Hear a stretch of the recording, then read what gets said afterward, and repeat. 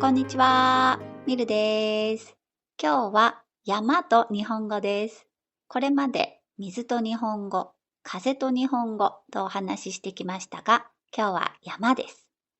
山を張る、山間、山場とかね、山を使った表現もいろいろとあります。日本は国土の約7割が山岳地帯です。平野よりも山に囲まれている地域の方が圧倒的に多いんですね。なので山という言葉がよく使われるというのも自然なことなのかなと思います。ということで今日はね、山を使った表現13個紹介していきます。まずは山を張る。これはね、試験とか勝負などでここが出そう、ここが当たりそうと予想をして、そこにね、自分のね、期待とかね、準備をかけることです。もともと、張るという言葉は、お金をかけるという意味です。なのでね、来週テストだー。あの先生はきっとここをテストに出すだろうから、ここ山張って勉強しよう。こんな風に使います。そして、山が当たる。これはね、予想が的中するという意味です。山を張ってね、テスト勉強しました。テストを受けました。テストが返ってきました。そこが当たってました。こういう時ですね。イエーイ、山が当たって満点だった。こんな感じで使います。そして、山が外れる。これは予想が外れるということです。山張ってここ勉強したけど違ったわ。山外れたわ。こんな感じですね。そして次は、一山当てる。これはね、万に一つを狙って、それが成功して大儲けをすることです。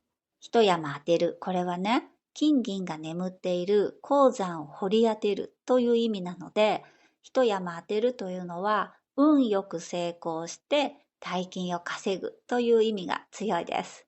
よーし、財産全額投資して一山当ててやるぞ。こんな感じです。ちょっとね、ギャンブルっぽい要素がありますね。それから、山勘。これはね、根拠のない勘です。勘に頼ることを言います。例えば、選択肢のテストってありますよね。正しいものを1、2、3、4の中から1つ選びなさい。こういうテストありますよね。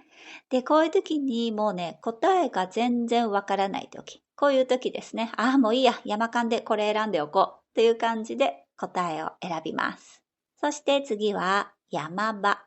これは物事の一番大変なところ、ピーク、勝負どころ、頑張りどころという意味です。試合の山場でミスしちゃったよとか、今が山場だ、頑張ろうとかね。あとは病院などで患者さんがかなり危険な状態です。そういう時は今が山場です。で先生がね、言ったり、あとは患者さんがね、その状態を乗り越えた時、もう命にね、別状はありませんよっていう時は、山場は越えました。もう大丈夫ですよ。と言ったりします。はい。使い方としては、山場を迎える、山場に差し掛かる、山場を越える、山場を乗り切るなどがあります。それから、山のようにある。これはね、非常にたくさんあるという意味です。山の形、特徴を強調します。宿題が山のようにあって手がつけられないよ。こうやって使います。あとはね、山ほどある。はい。これもね、非常にたくさんあるという意味なんですが、こちらは数量を強調します。宿題が山ほどあって手がつけられないよ。これはね、宿題の数の多さを強調しています。はい。なので、山のようにあっても大変だったらね、この山の形を強調もこんなにあるんだ。そしてね、もう山ほどあるっていう時は数を強調します。はい。次は、山々ですが。これね、よく使うんですね。何々したい気持ちはものすごくあるけど、実際にはそれが難しいという時に使います。断る時の前置きですね。はい。上司とか目上の人などからどこかに行くことを誘われたとします。その時にね、行きたい気持ちはすごくあるんだけど、行けないとか、うまく断りたい時。はい、こういう時に使います。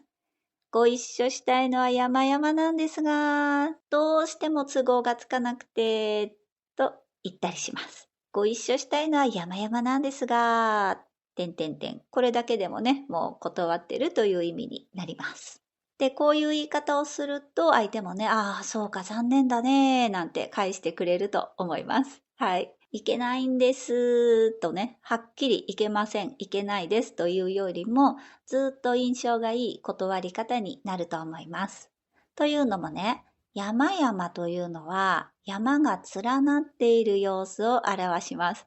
そう、このね、山々のこの時の発音は山々です。で、さっき紹介した断るときはね、山々なんですが、山々、山々、山々。はい、ちょっと変わります。でね、連なっている山、山々を想像してみてほしいんですが、高い、低い、高い、低いってね、こう連なっていますよね。なので、いろんな思いがあるっていうね、感情を乗せることができるんですよ。ああ、一緒に行きたい。でも行けない。行きたいんだけど行けない。辛い。みたいなね。こういう感じです。それから、行きたいという気持ちはね、山のように高いんだけど、でも行けない。